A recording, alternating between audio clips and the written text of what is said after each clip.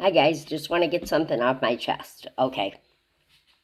Um I never knew I had spirit. I knew I had a lot of wisdom as a child, but I never knew I had spiritual gifts until I went through something very difficult that really mattered to me a while back. And when I got on my knees and prayed and confessed everything, it really, this time was different.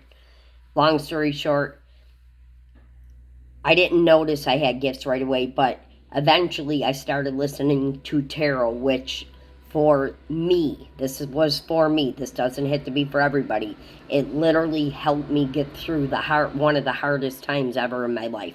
But the reason I am sharing this story right now, and I'm not sure why, but I'm going to share something that happened to me, and this confirmed that my intuition was right. There were a lot of things that I was downloads that I was getting. All right, I wasn't going to share this, but now it came up. There was this older gentleman that I worked for in this town, and we were good friends. We clicked, both from the same area growing up, but he was a lot older. Long story short, he kept talking about me and saying that he wasn't, and telling people things actually that weren't even true about us. So, long story short, my first vision ever was a picture of his face gabbing, gossiping. So I ended up catching him in the act, and that was the end of it. That was one thing. I wasn't even going to talk about that. What I wanted to speak on today was, okay, the place where I live is under new ownership now. So this was the last landlord. He was a great guy. I paid a whole year up front. I never missed a payment the second year. There was an attendant, because this is like a storage unit. So basically the landlord is never here. They don't have to be. But people are in and out of here all the time. The guy who tended the grounds, if that's what he was actually doing. Okay, now I was very nice to him because during the winter months, he had to sit in his car when he had to work all day. So I felt bad, and I even said, if you need to stay warm or whatever, and he claimed he didn't have a key, blah, blah, blah. I'm going to make this a long story short.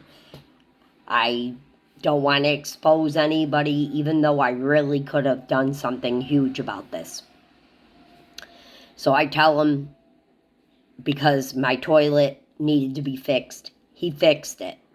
Now I have to say, if you need to get in the apartment while I'm gone, I was going to babysit for a week.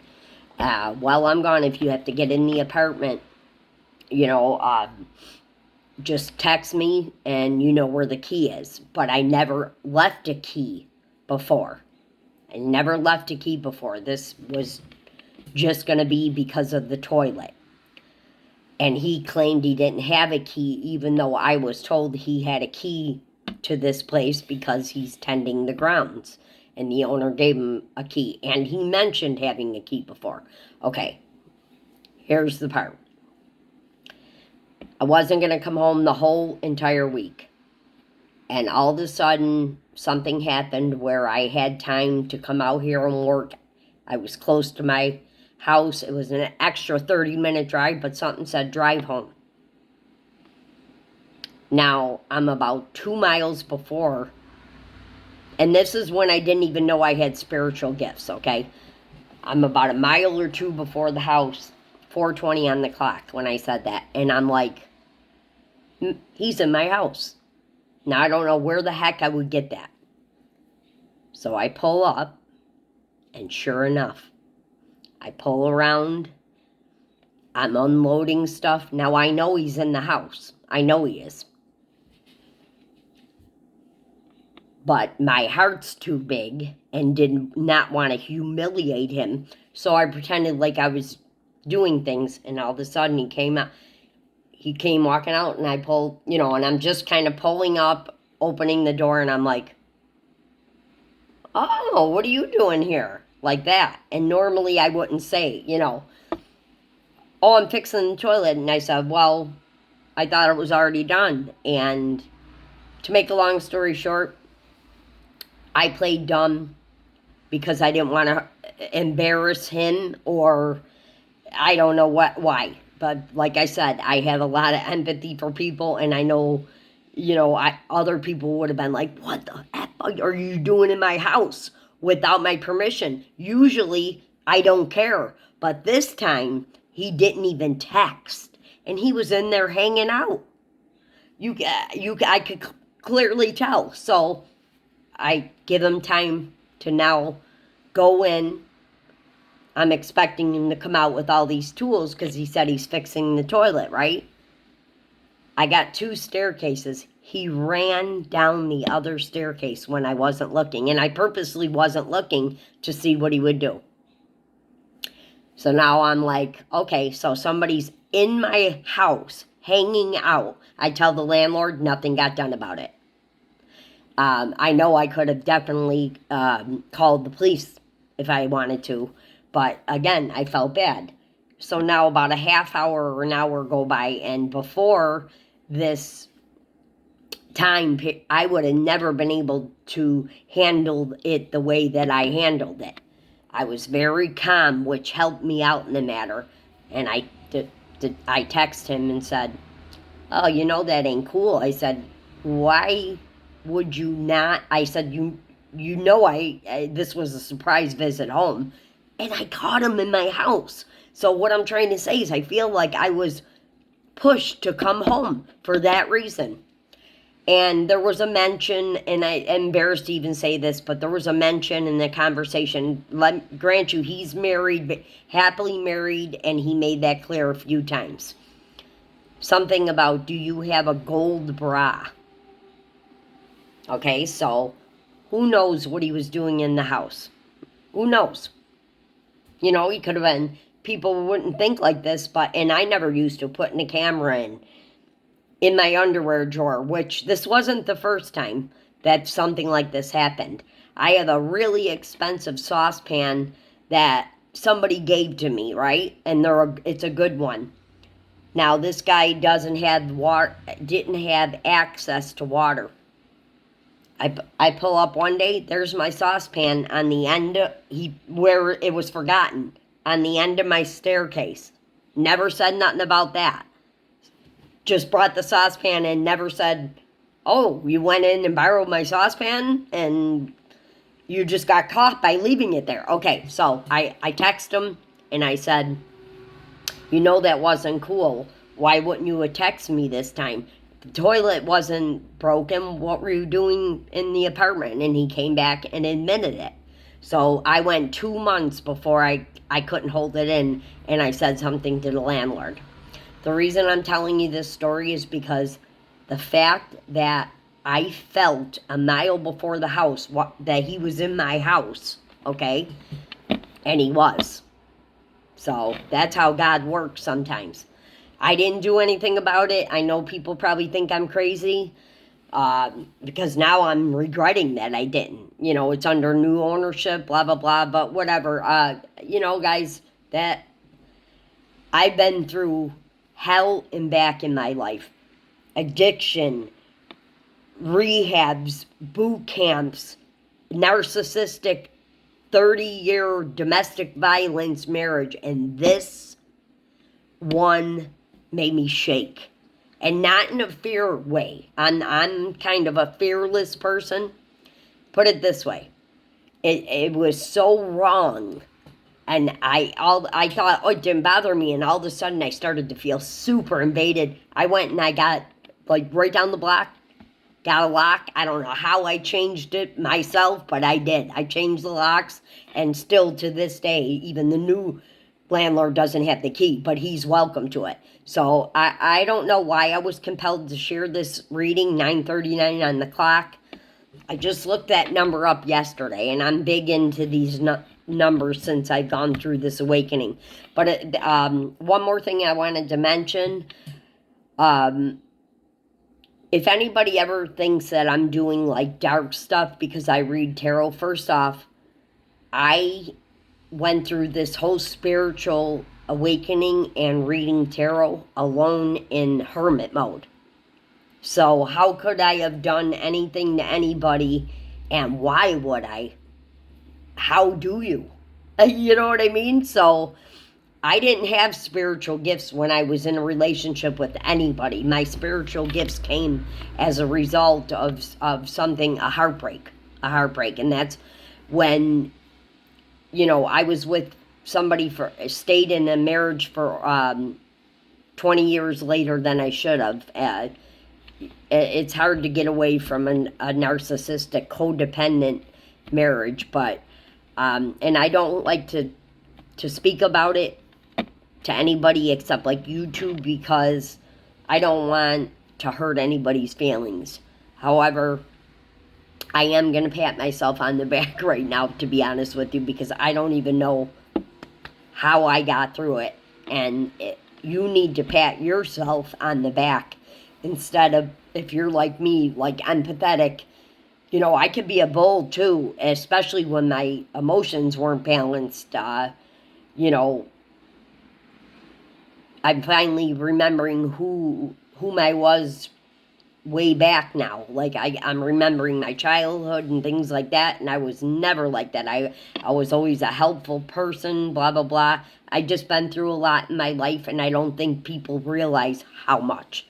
I mean, like, I'm going to write a book, to be honest with you, about it, because some of my days, more than half of my days in that 30 years were miserable.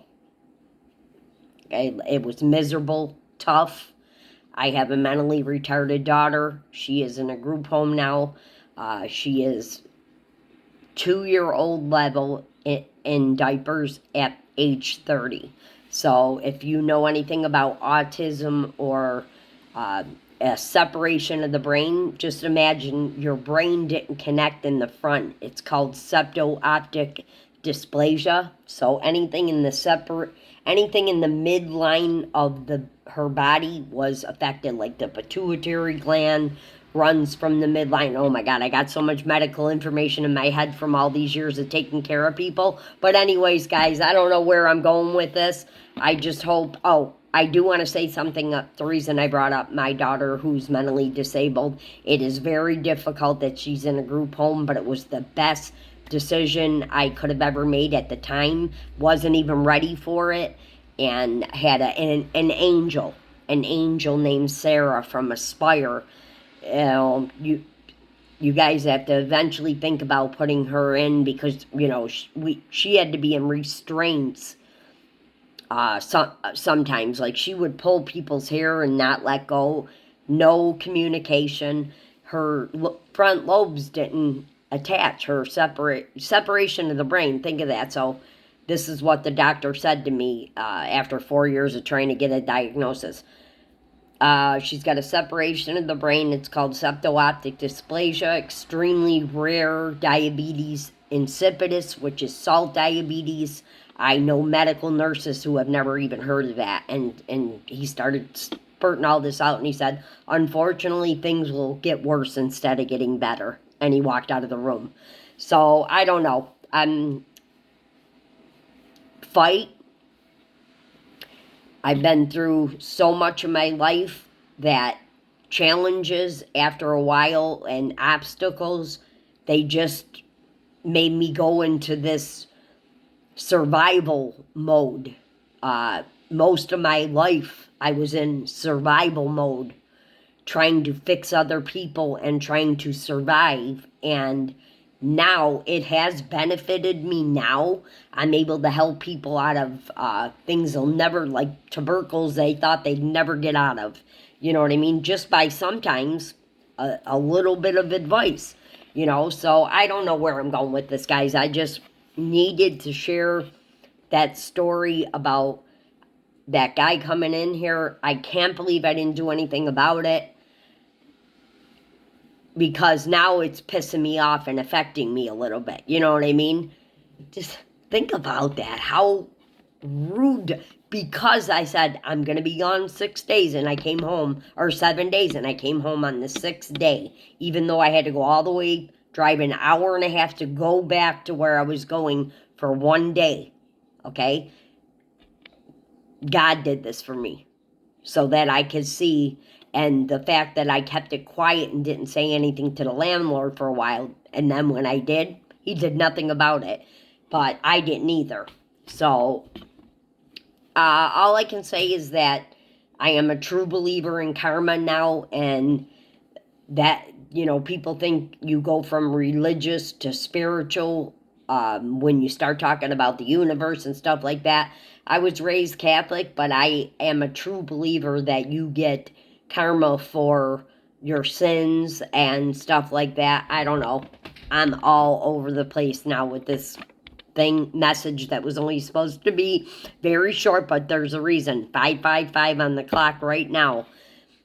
Maybe I can change somebody's, negativity, or give them courage to be able to get out of a narcissistic codependency. Is worse than drugs. I'm telling you, it is, because you are living somebody else's life. You don't even know who you are.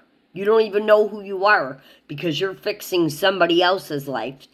A narcissist is usually somebody with mental health problems, to be honest with you.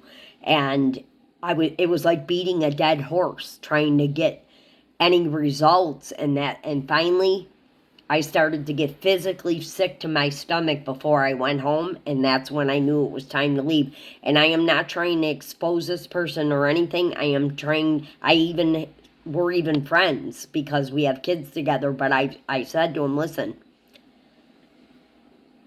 we were toxic together. At least we can somewhat be social now that we're apart. All right, guys, I hope this message helps. Again, I gotta say 1707 on the clock. I've been looking that number up for days. That is things changing. So even if this message, if you just take that things are going to get better for you, just don't stay in toxic patterns with toxic people that'll never change. It's like going down the rabbit hole. Insanity, doing the same thing over and over again and expecting a different result. The only way you can change that is to actually go with a different result, or come up with a different result. Love you guys.